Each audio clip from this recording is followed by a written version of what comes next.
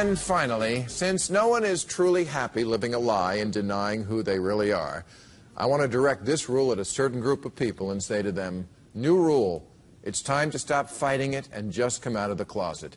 And the group I'm talking about is the American public, and the love that they're denying is their love of socialism.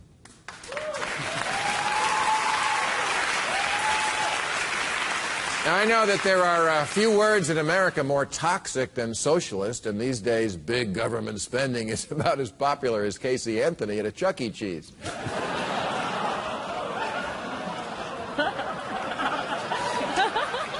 Yes, Americans say they hate socialism, but when it comes to Social Security, Medicare, unemployment, Fannie Mae and Freddie Mac, corporate welfare, bailouts, and farm subsidies, what we really say to socialism is, I can't quit you.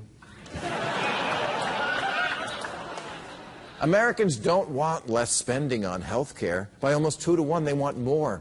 Only 7% of Americans are willing to do away with either Social Security or Medicare, and even 62% of Tea Party members say those programs are worth the cost, yet 91% of them say they want smaller government with fewer services. They're like the guy who's been to prison and says, sure, I gargle with a guy's balls every once in a while, and there's nothing I love more than ass play with other men, but you know who I can't stand? Fags.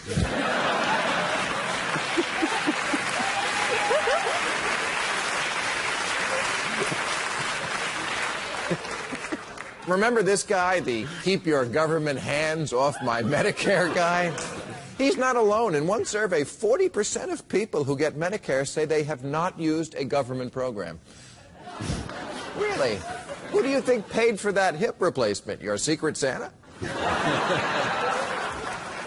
The actor and not very bright person, Craig T. Nelson, once said about hitting some rough spots in his life that, quote, I've been on welfare and food stamps, but anybody help me out? No.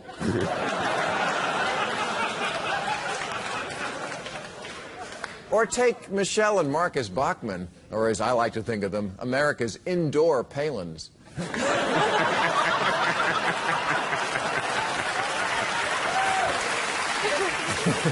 Yes, the Bachmans, tireless advocates of cutting people off from the government tit. Well, it turns out they live on the tit. Their farm takes farm subsidies, their counseling clinic takes Medicaid, and their mortgage was underwritten by Freddie Mac.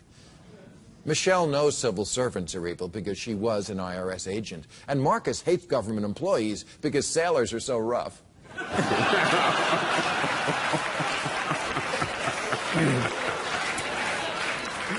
But come on, if hypocrisy was uranium, they could power the planet.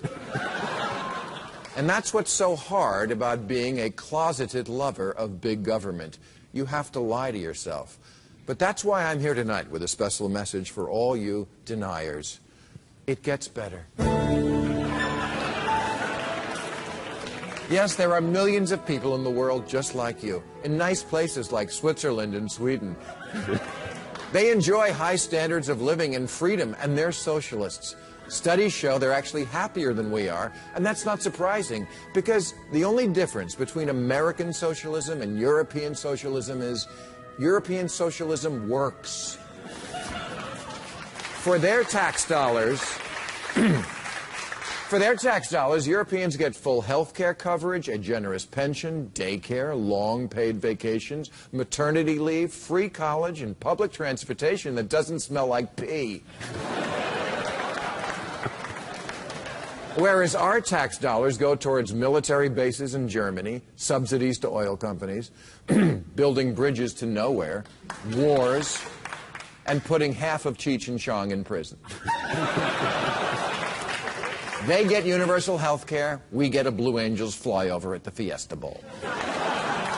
They get paid maternity leave, we get the Octomom. They've got Airbus, we've got the bus. Isn't there anything we still do better? Even their paranoid, racist loners look like speed skaters.